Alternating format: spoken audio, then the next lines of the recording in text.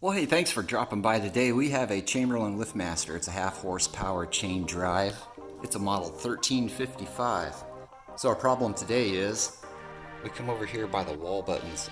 You can see that top button just flashing away like that. Well, it's not supposed to do that. And even if we push it, nothing's happening. It's not even making a noise.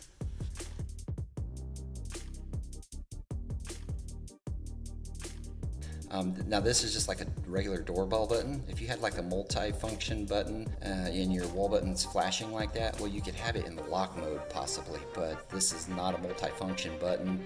It's a doorbell button, so it's not much to it. So with it flashing like that, you know, most of the time our problem's going to be bad circuit board. So let's go ahead and try this out. I got a new board over here, and we're going to see what happens with the new board.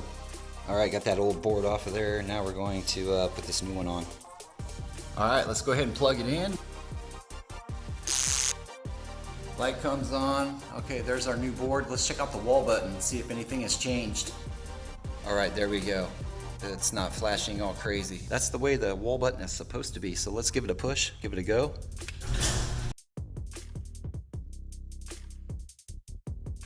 Alright, that's good news. It raised on its own. Let's do it down. There you go. Now when you change out your circuit board, you're going to have to reprogram your remotes and your keypad or home links and cars. You can find these circuit boards on Amazon.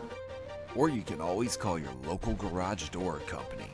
So yeah, that was an easy fix, and you know, if your wall button is flashing all crazy, that's more likely your issue. Change out that circuit board. Thanks for following along today. We'll talk at you folks later.